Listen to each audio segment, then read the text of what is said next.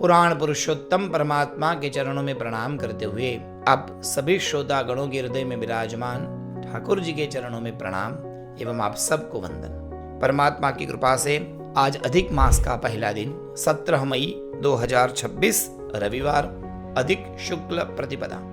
आज के दिन के व्रत को पाप विनाशक व्रत कहा गया है। सज्जनों, अधिक मास में हर रोज एक एक व्रत होता है। प्रत्येक दिन पे एक एक व्रत की महिमा बताई गई है।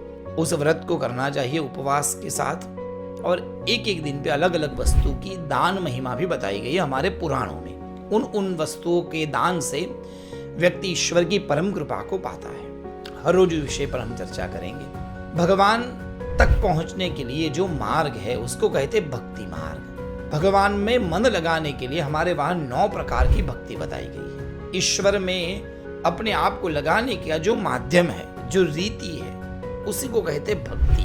भक्ति के द्वारा व्यक्ति भगवान को जान सकता है, भगवान का प्रिय बन सकता है, और जो भक्ति करता है उसी को भक्त कहते हैं। और भगवान को अपने भक्त अत्यंत प्रिय है। भक्त भगवान भक्त पराधीनः, भगवान अपने भक्त के अधीन है।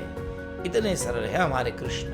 उन परमात्मा को पाने के लिए, उन भगवान की अलौकिकता को अनुभव करने के लिए हमारे वहां 9 प्रकार की भक्ति बताई गई है। श्रवणम कीर्तनम विष्णु, स्मरणम पाद सेवनम, अर्चनम वंदनम दास्यम, सख्यम आत्मनिवेदनम। सज्जनों, ये पूरे अधिक महीने में हम इन भक्ति पर और भक्ति मार्ग पर और भक्ति के पथ पर और विविध भक्तों पर चर्चा करने का एक प्रयास करेंगे। भगवान की महिमा, भगवान की जो गरिमा है, उसको 3 रीति से जाना जाता है। एक, भगवान के उत्तम भक्तों के द्वारा हम भगवान की महिमा को जान सकते हैं। जैसे कोई भक्त हुआ जिनका जीवन अत्यंत अवर्णनीय है, अद्भुत जीवन जी कर, जिन्होंने अपने पूरे जीवन को भगवान में लगा दिया, और उन भक्त पर भगवान ने कब कब और किस तरह से कृपा की, उस भक्त पर की हुई कृपा के द्वारा हम भगवान की महिमा को जान सकते हैं। दूसरा, भगवान के जितने स्थल है इस पूरे चराचर जगत में, कई प्रकार के तीर्थ स्थल है, उन तीर्थ और उन भूमि की महिमा के द्वारा हम भगवान की महिमा जान सकते हैं। और तीसरा, स्वयं भगवान की महिमा जानकर, भगवान का स्वभाव, भगवान का रूप, भगवान के गुण, भगवान की लीला, भगवान का नाम, इन वस्तुओं के द्वारा हम भगवान को जान सकते हैं। तो भक्त के द्वारा, भगवान के तीर्थ स्थानों के द्वारा और भगवान के रूप गुण के द्वारा हम भगवान की महिमा को, गरिमा को गा सकते हैं, समझ सकते हैं। अनेक प्रकार के तीर्थ है जहां भगवान ने वास किया।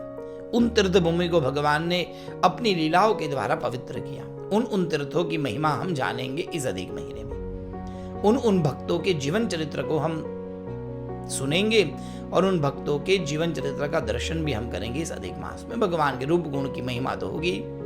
भक्ति के द्वारा, श्रवण भक्ति के द्वारा भगवान के तीर्थ और भगवान के भक्त की गुण गाथा गाना भी एक भगवान की भक्ति है। भगवान के अनेकों तीर्थ है जहां ठाकुर जी ने नित्य निवास किया। आज भी भगवान वहां पर विद्यमान है। अनेक भक्तों को भगवान की दिव्यता का अनुभव उन तीर्थों में होता है। कृष्ण भगवान ने अपने जीवनी में सबसे ज्यादा समय जहां पर बिताया, ऐसा एक तीर्थ जो अद्भुत है वो है द्वारिका तीर्थ। 7 मोक्ष नगरी है, अयोध्या, मथुरा, माया, काशी, कांची, अवंतिका, पुरीद्वारवती चैव सप्तैता मोक्षदायका। मोक्ष देने वाली इन 7 नगरियों में से एक नगरी है जो भगवान को अत्यंत प्रिय है, और वो नगरी है भगवान की द्वारिका। द्वारिका में वास करने के कारण भी भगवान का एक नाम पड़ा है द्वारिकाधीश। राजाधिराज के रूप में भगवान उस द्वारिका नगरी में आज भी विद्यमान है। अद्भुत मंदिर में आज भी भगवान की दिव्य सेवा होती है। भगवान के 4 तीर्थ है। एक बद्रीनाथ, जहां बद्री, केदार, गंगोत्री, यमुनोत्री, ये 4 मिलकर एक तीर्थ है। एक श्रीरंगम, जहां भगवान ने शयन किया है। एक जगन्नाथपुरी और एक द्वारिकापुरी। इन 4 धामों में से एक नगरी है ये द्वारका, जिस द्वारका की महिमा हमारे पुराणों ने मुक्त कंठ से गाई है। द्वारका में निवास करने वाला जीव भगवान को अत्यंत प्रिय होता है। यहां तक बताया गया पुराणों में कि द्वारिका में निवास वो ही कर पाएगा जिन पर भगवान की दिव्य कृपा होगी। द्वारका जाना इतना सरल नहीं है सज्जनों। कई हमारे मित्र हैं, वो कहते हैं हम तो द्वारिका के बिल्कुल पास में रहते हैं, मगर फिर भी द्वारका तब जाता है जब द्वारकाधीश का बुलावा आता है। उनकी कृपा के सिवा व्यक्ति द्वारका नहीं पहुंच सकता। उन द्वारका की अद्भुत गाथा है, अद्भुत महिमा है और सुंदर इतिहास है। सज्जनों, इन अधिक मास में हर रोज एक एक तीर्थों की महिमा, अलग अलग भक्तों की गाथा गाकर हम अपनी वाणी को कथा के रूप में कथा पुष्प बनाकर प्रभु के चरणों में समर्पित करने का एक प्रयास करेंगे। सज्जनों, यह द्वारका नगरी भगवान की अत्यंत प्रिय नगरी है और ये नगरी प्रिय होने के कारण के पीछे कारण भी बहुत है, क्योंकि भगवान के अत्यंत प्रिय व्यक्तित्व भी वहां पर है। रुक्मिणी, सत्यभामा, भगवान के 16,108 पटरानियों के महल और भगवान को जो अत्यंत प्रिय है वो उनके मित्र सुदामा, वो भी द्वारका के पास में पोरबंदर नाम का एक गांव है, वहां पर रहते थे और द्वारका में ही द्वारकाधीश एवं सुदामा जी का मिलन हुआ है। तो मैत्री की नगरी है, अपने परिवार की नगरी है। ये द्वारका, ये भगवान का घर है। इतिहास ऐसा है कि भगवान का जन्म हुआ मथुरा की जेल में, फिर भगवान गोकुल पधारे। कुछ समय तक भगवान ने गोकुल में वास किया, फिर भगवान ने स्थान परिवर्तन किया, भगवान नंदगांव रहने गए। कुछ समय तक भगवान नंदगांव में रहे और नंदगांव में रहने के बाद कुछ समय अनेक असुरों का भगवान ने विनाश किया, सबका उद्धार किया, अत्यंत प्रेम दिया, खूब गायों की सेवा की, खूब बाल लीला भगवान ने की और उस बाल लीला का संवरण करके भगवान गोकुल नंदगांव छोड़कर भगवान मथुरा पधारे। कुछ समय तक भगवान ने मथुरा में वास किया। कुब्ज आदि अनेक भक्तों का भगवान ने उद्धार किया। अक्रूर काका और काकी को भगवान ने बहुत प्रेम दिया और जो अब तक केवल गोपालक था, जो यशोदा वत्सल था, जो नंदराय माना जाता था, वो मथुरा में आकर मथुराधीश बने, मथुरा के राजा बने। राजा उग्रसेन थे वहां के, उनको पूरा राज्य दे दिया और कुछ समय तक भगवान ने मथुरा में वास किया। कंस की 2 पत्नी थी, एक का नाम था अस्ति, एक का नाम था प्राप्ति। अस्ति और प्राप्ति ये दोनों जरासंध की पुत्री थी। जरासंध ने मथुरा पर आक्रमण किया, 1 बार 2 बार 3 बार अनेकों बार आक्रमण करते हुए 17 बार भगवान ने उस आक्रमण का उत्तर दिया। हर बार अनेक शत्रुओं को विनाश करके शत्रुओं का भगवान ने उद्धार किया और जरासंध को जीवित छोड़ दिया। हर बार जरासंध नए नए शत्रुओं को लेकर आता था और मथुरा नगरी पर आक्रमण करता था। भगवान ने हर बार उसको जाने दिया। अंततो भगवतवा भगवान ने कालयवन नाम के एक असुर का वध किया। कालयवन का उद्धार करके भगवान वहां से द्वारका पधारे और भगवान ने द्वारिका नगरी का निर्माण किया और वहां द्वारिका नगरी का निर्माण करके प्रभु बहुत लंबे अरसे तक, अनेकों वर्ष तक भगवान ने द्वारका में वास किया। अनेक लीलाएं द्वारका में भगवान ने की है। द्वारका में रहते रहते उनको पत्र प्राप्त हुआ रुक्मिणी का और भगवान ने रुक्मिणी का हरण किया, रुक्मिणी जी के साथ में विवाह किया। सत्यभामा, कालिंदी 8 पटरानियों के विवाह की विशद चर्चा है।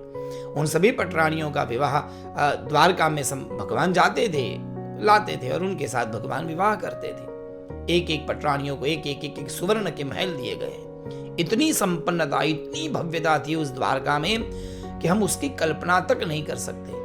सज्जनों, आज भी आप देखिए ऐसे कई अवशेष हमें प्राप्त हुए हैं द्वारका के भूगर्भ से। आज तो इतना हमारे पास इतनी इंफॉर्मेशन अवेलेबल है ऑनलाइन, हम जान सकते हैं कहाँ से क्या क्या क्या क्या मिला है।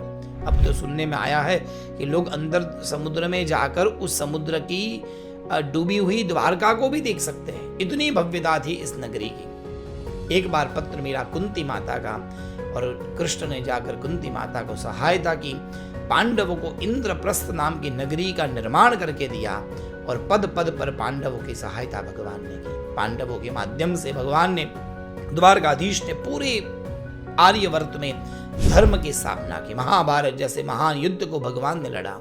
अनेक आक्रांतियों का, अनेक असुरों का, पापियों का भगवान ने विनाश किया और द्वारका नगरी में रहते रहते भगवान ने पूरी पृथ्वी पर धर्म की स्थापना की। भगवान की प्रतिज्ञा थी, यदा यदा हि धर्मस्य ग्लानिर्भवति भारत अभ्युत्थानम धर्मस्य तदात्मानं सृजाम्यहम्। भगवान ने इसी द्वारका नगरी में रहते रहते धर्म की स्थापना की है, इसलिए इस नगरी को धर्म नगरी भी कहते हैं। अद्भुत नगरी है सज्जनों ये द्वारका। उसका इतिहास बहुत विशाल है।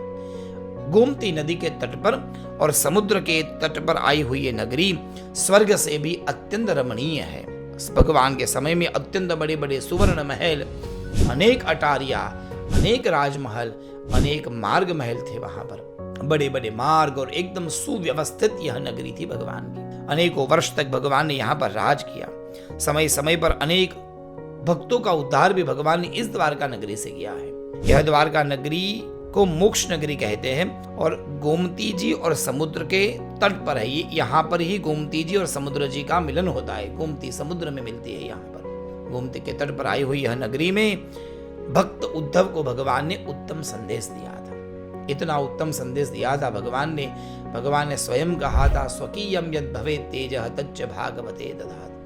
भगवान का जो तेज था भगवान ने भागवत जी में समर्पित किया था। जाने से पहले भगवान ने द्वारका नगरी को कहा था, मैं जाऊंगा, मेरे जाने के बाद पूरी द्वारका नगरी को समुद्र में समाहित कर देना। ऐसी ये भव्य नगरी थी भगवान की। इसी नगरी के आसपास में बहुत सारे तीर्थ है। बेट द्वारका है, नागेश्वरम है जो 12 ज्योतिर्लिंग में से एक है। रुक्ष्मणी जी का मंदिर है।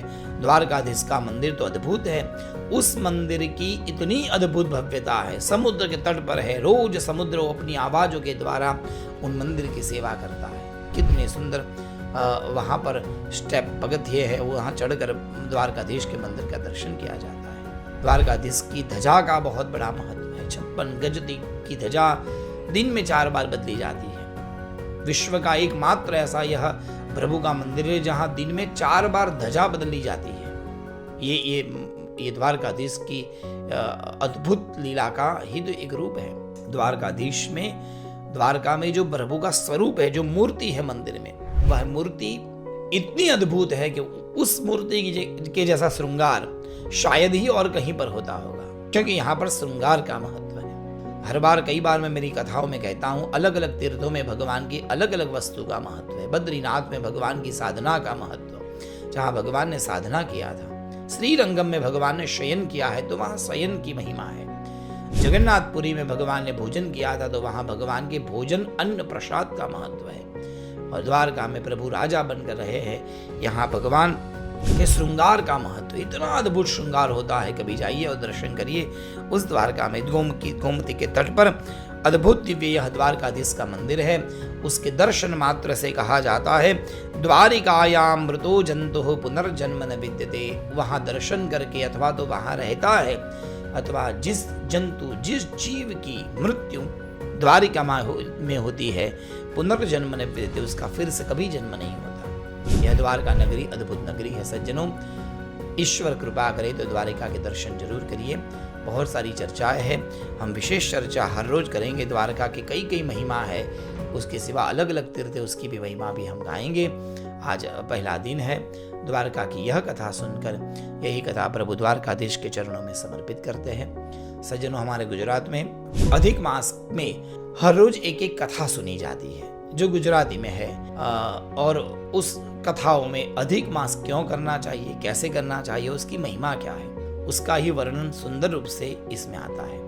पर चूंकि ये पारंपरिक रूप से ये कथा ये प्राप्त है, पुराण में तो ये नहीं है कथा, तो ये दंत कथा के रूप में प्रचलित है और ये गुजराती में है। अतः हर रोज एक एक कथा में ये जो अधिक मास की कथा है वो गुजराती में करूँगा। यदि आप गुजराती समझते हैं तो जरूर कथा सुनिए, नहीं तो आपको जय द्वारकाधीश। अधिक मास का आज पहला दिन है और आज के दिन तिल दान एवं अन्नदान का महत्व है। तिल दान, अन्नदान जरूर करिए और अपने जीवन को धन्य बनाइए। आइए, गुजराती में एक कांठा गौर की कथा है, वो हम गुजराती में ही सुनेंगे। पुरुषोत्तम भगवान की जय। कांठा गौરની અમિધારાની આ પહેલી વાર્તા। એક ગામમાં એક ડોશી રહે। હવે આ ડોશીને 2 દીકરા। આ બંને દીકરાઓ ખૂબ સુંદર। પ્રભુ કૃપાથી ડોશી પાસે ખૂબ સારા એવા પૈસા હતા, જીવન સંપન્ન હતું, એટલે બંને બાળકોને અલગ અલગ સુંદર ઘર આપ્યા। બંને વહુઓ પોતાની રીતે રહે અને આ ડોશીમાં આરામથી એક બીજા ઘરમાં રહે, પ્રભુની ભક્તિ કરે, ભગવાનનું નામ લે અને ભાવ ભક્તિથી પોતાનું જીવન ગુજારે। આમ કરતા કરતા એવામાં પ્રભુ કૃપાએ અધિક માસ આવ્યો। એટલે બાએ સવારમાં વહેલા ઉઠી આ ડોશીએ થાળી તૈયાર કરી પૂજાની। નાની વહુ આવી પૂછ્યું, બા આ શેની તૈયારી? એટલે બાએ કીધું, બેટા આજથી અધિક મહિનો શરૂ થાય છે, અધિક મહિનામાં આપણે ઉપવાસ કરવો જોઈએ, ઠાકોરજીની સેવા કરવી જોઈએ, નદીએ જવાનું, વાર્તા સાંભળવાની, મુઠ્ઠી અન્નનું દાન કરવાનું, એક રોકડો રૂપિયો દાનમાં આપવાનો. આવી રીતે જે અધિક મહિનો કરે, ઉપવાસ કરે, પ્રભુનું નામ લે, એનું જીવન ધન્ય બને, પ્રભુની કૃપા થાય. નાની વહુએ કીધું, બા લાવો તો હું પણ આ વ્રત તમારી સાથે કરું. એની મોટી વહુ હતા. નાની વહુએ મોટી વહુને જેઠાણીને જઈને કીધું કે અધિક મહિનો શરૂ થાય છે અને આજથી બા આપણા સાસુ અધિક માસ કરે છે, આપણે પણ એમની સાથે રહી અને અધિક માસ કરીએ. એટલે મોટી વહુએ જવાબ આપ્યો કે હમણાં તો આ બધું કરવાનો મારી પાસે સમય નથી, મારે તો બધું બરાબર છે, મારા જીવનમાં કોઈ તકલીફ જ નથી. આ બધા વ્રત પૂજા પાઠ તો એ કરે છે ને જીવનમાં કંઈક તકલીફ હોય. પ્રભુ કૃપાએ મારી પાસે બધું છે ને મારે આવું બધું કઈ વાર્તા અને કથા અને વ્રત ઉપવાસ કરવાની કોઈ જરૂરત નથી. આમ કીધું અને પછી તો નાની વહુ અને સાસુ બંને નદીએ જાય, રોજ પ્રભુનું નામ લે, કાંઠાગોરની એક વાર્તા સાંભળે, કાંઠાગોરમાંની પૂજા કરે, પ્રભુને વંદન કરે. આમ કરતાં કરતાં અધિક મહિનો વીતવા લાગ્યો. સુંદર અધિક મહિનામાં ભાવ ભક્તિ થઈ અને બન્યું એવું કે જેઠાણી તો ગુમાનનું પૂતળું, એને ભગવાનમાં ભક્તિ નહીં, ભગવાનમાં રસ નહીં હોવા છતાં પણ પ્રભુ પ્રત્યેનું કોઈ માન નહીં અને સમય જતાં વાર લાગીને અધિક મહિનાનું અપમાન કર્યું કે કહેવા છતાં પણ કંઈ કર્યું નહીં. એટલે અધિક મહિનાના અપમાનના કારણે પ્રભુ એનાથી નારાજ થયા. પલભરમાં બધું જતું રહ્યું. જે કંઈ કામકાજ ચાલતું હતું પત્ની એ બધું અટકી ગયું અને બાળકો હતા એ પણ સ્કૂલેથી પાછા આવ્યા નહીં અને અચાનક બધું આમ રેલમછેલ થવા લાગ્યું. જેમ તેમ કરતાં કરતાં બાળકો શોધ્યા પણ પૈસા આવતા બંધ થયા અને અચાનક એટલી બધી તકલીફ જીવનમાં આવી કે એનો કોઈ પાર નહીં. નાની વહુને બધી વાત કરી. નાની વહુએ કીધું કે ભાભી તમે આમ કહો છો પણ માનો કે ન માનો, તમે અધિક મહિનાનું અપમાન કર્યું છે. અધિક મહિનામાં આવું ન કહેવાય. અધિક મહિનામાં તો બને એટલા વ્રત જપ કરવા જ જોઈએ. આ તમારા અપમાનના કારણે આવું થયું હશે. આમ કરતાં કરતાં જેમ તેમ કરીને પાછા 2-2.5 વર્ષ કાઢ્યા અને પાછો અધિક મહિનો આવ્યો. ફરી અધિક મહિનો આવ્યો એટલે જેઠાણીને થયું કે આ વર્ષે મારે પણ વ્રત કરવું છે. પ્રભુની કૃપાએ અધિક મહિનો આવતા જ જેઠાણીએ પણ પૂજાની થાળી તૈયાર કરી. કંકુ, ચોખા, ચંદન, ફૂલ અને સોપારી સિક્કો લઈ અને સાસુની સાથે બંને વહુઓ પછી અધિક મહિનો નાહવા માટે જાય છે. નદીએ જાય, પ્રભુનું નામ લે, કથા વાર્તા સાંભળે, વાર્તા સાંભળતા હાથમાં ચોખા રાખે, થોડુંક અન્નદાન કરે. આમ કરતાં કરતાં પ્રભુની કૃપાએ આખો મહિનો એમને નાહ્યો. આખો મહિનો નાહ્યા, આખા મહિનાની ભક્તિ કરી અને આખા મહિનાની ભક્તિ કરી સાસુની જે શીખ હતી એ માથે ચડાવી અને પ્રભુને કર્યું. ત્યાં તો પ્રભુની કૃપાએ રજવાડેથી રાજ આવ્યા અને પિયરેથી બધું ખૂબ સમૃદ્ધિ આવી અને સાસરે પણ સુખની વાટ થઈ. આમ કરતાં કરતાં નાની વહુ અને મોટી વહુ એ ખૂબ સંપન્ન બન્યા અને અધિક મહિનાના વ્રતના કારણે એમના જીવનમાં અનેક સંપન્નતા આવી. સજ્જનો, કથા બહુ જ સરળ છે, બહુ સામાન્ય છે, પરંતુ કથાનો જે મહત્વપૂર્ણ અંગ છે, એનો જે અર્થ એવું કહેવા માગે છે કે જીવનમાં ક્યારે પણ વ્રત, જપ અને તપનું અપમાન ન કરવું જોઈએ. બને તો કરવું, ન થાય તો 2 હાથ જોડી પગે લાગી લેવા. પરંતુ વ્રત કરવાથી જીવનમાં સંપન્નતા આવે છે એ વાતમાં ક્યાંય કોઈ શંકા નથી. સમાજમાં સજ્જનો એવા કેટલાય વ્યક્તિઓ છે જે ખૂબ મહેનત કરે છે છતાં પણ જીવનમાં નિરાશા છે. જીવનમાં બધું જ હોવા છતાં જો ભાગ્ય નહીં હોય, જો સમયનો સાથ નહીં હોય તો આપણે સુખી નહીં થઈ શકીએ. ક્યારેક વિચાર કરજો, શું આપણે ભાગ્ય ખરીદી શકીએ છીએ? ભાગ્ય આપણાથી ખરીદાય નહીં, એ કેવલ પરમાત્મા. જે દિવસે ઠાકોરજીની કૃપા થાય, જે દિવસે ભગવાનની કૃપા થાય, બધું જ સરળ થાય, બધું જ સારું થાય. અને એ કૃપા પ્રાપ્ત કરવા માટેનો જો કોઈ માર્ગ હોય, જો કોઈ રસ્તો હોય તો એ વ્રત છે, એ ભગવાનનું નામ છે. ભગવાનનું નામ લેવા માટે જ આ અધિક મહિનો આવ્યો છે. અધિક મહિનો પ્રેમથી કરજો, ભગવાનનું નામ લેજો, વ્રત જપ કરજો, થાય એટલું ભગવાનને રાજી કરવાના પ્રયાસ કરજો. આજનો આ પહેલો દિવસ, આજનું વ્રત કરી આજે તલ અને અન્નદાનનું મહત્વ છે. પહેલા દિવસે તલનું દાન આપી, અન્નદાન કરી અને પછી વાર્તા સાંભળી, પછી જ ભોજન કરજો. આ વાર્તા સૌ સુધી પહોંચાડજો. જેવા ઠાકોરજી, જેવા પુરુષોત્તમ ભગવાન ડોસીમાને બંને વહુને ફળ્યા તેવા આપણને સૌને ફળે. પુરુષોત્તમ ભગવાન કી જય.